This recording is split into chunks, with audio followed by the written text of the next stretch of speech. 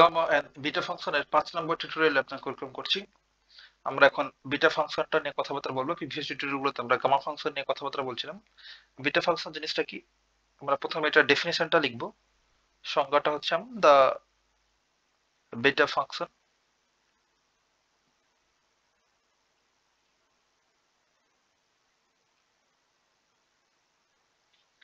is denoted by,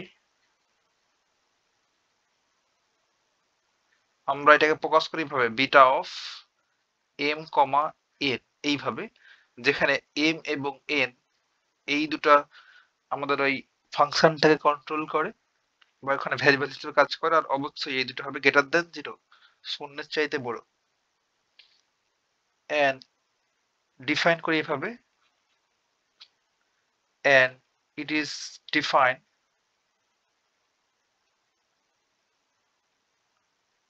defined by, অবশ্যই একটা integral থাকবে,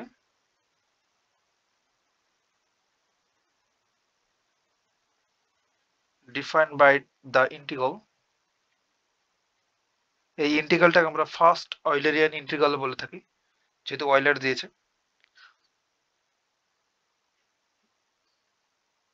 beta of m, n equals to integration, লিমিটটা হচ্ছে 0 থেকে 1, x raised to the power m minus 1 into 1 minus x whole to the power n minus 1 dx, আর যেখানে অবশ্যই m এর value greater than 0 এবং n এর ভ্যালুটা হবে গ্রেটার দেন 0। এটা জাস্ট ডেফিনেশন বিটা ফাংশনের, এটা কোনো প্রমাণ নাই ভাই, সংজ্ঞা। আর আমাদের এই ইন্টিগ্রালটা তখনই কনভার্জেন্ট হবে যখন m এবং n এর ভ্যালুটা গ্রেটার দেন 1 হবে। কেন এমনটা হয়? কারণ আমরা এটা প্রমাণ করে দেখতে পারি, আমাদের এই ইন্টিগ্রালটাকে বা ফার্স্ট অয়লারিয়ান ইন্টিগ্রাল, এটারে দুইটা পার্টে ভাগ করা যায়, 0 to 1 x raised to the power m minus 1, অর্থাৎ এটার লিমিটটাকে 0 থেকে 1, এই লিমিটটাকে দুইটা পার্টে ভাগ করা যায়। দেন আমরা যদি একটু ক্যালকুলেশন করি লিমিট টিমিট দিয়ে, তো দেখবো যে এটা একটু লিখে দেখাই, যে 1 minus x whole to the power n minus 1 dx, এই ইন্টিগ্রালটাকে অর্থাৎ ফার্স্ট অয়লারিয়ান ইন্টিগ্রাল, এইটাকে আমরা দুইটা পার্টে ভাগ করতে পারি এই লিমিটটাকে। দেন এমন ফিগার হবে 0 থেকে হাফ, একটা লিমিট নিলাম, the x raised to the power m minus 1 into 1 minus x whole to the power n minus 1 dx plus just property use করে সব আমরা লিখতে পারি ডিফারেন্ট ইন্টিগ্রালের 1/2 থেকে 1 পর্যন্ত এবার লিমিট দিলাম, the x raised to the power m minus 1 into 1 minus x whole to the power n minus 1 dx। আমরা এই ফার্স্ট অয়লারিয়ান এই ইন্টিগ্রালটাকে দুইটা পার্টে ভাগ করলাম। দেন আমরা প্রমাণ করে দেখেছি যে এই অংশটুকু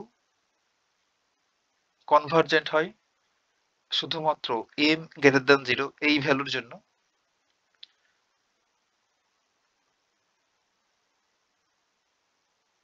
আর m গ্রেটার দ্যান 0 এটা কিভাবে পেয়েছি? কারণ এমন হয় যে m মাইনাস 1 এইটার ভ্যালুটা হতে হবে গ্রেটার দ্যান 0, অর্থাৎ এখানে যে m মাইনাস 1 আছে না, এটার মানটা হইতে হয় m মাইনাস 1 গ্রেটার দ্যান 0, এটার জন্য এই ইন্টিগ্রালটা কনভার্জেন্ট হয়। তখন এটা থেকেই তো আমরা বলতে পারবো যে m গ্রেটার দ্যান 0 হতে হবে।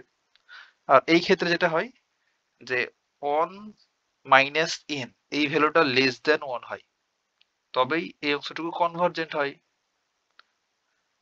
আমরা এই বাম পাশের এই ইন্টিগ্রালটাকে তখনই কনভার্জেন্ট বলতে পারবো যদি ডান পাশের দুইটা ইন্টিগ্রালই কনভার্জেন্ট হয়। একটা কনভার্জেন্ট হলো এবং আরেকটা ডাইভার্জেন্ট হলো, তখন কিন্তু এই লেফট সাইডের এই ইন্টিগ্রালটাকে কনভার্জেন্ট বলতে পারবো না, সে দুইটাকেই কনভার্জেন্ট হতে হবে। আর ফার্স্ট ইন্টিগ্রালটা কনভার্জেন্ট হয় m মাইনাস 1 গ্রেটার দ্যান 0 এই সত্ত্বে। এগুলো প্রমাণ আমরা দেখছি না, প্রমাণ লাগবে না।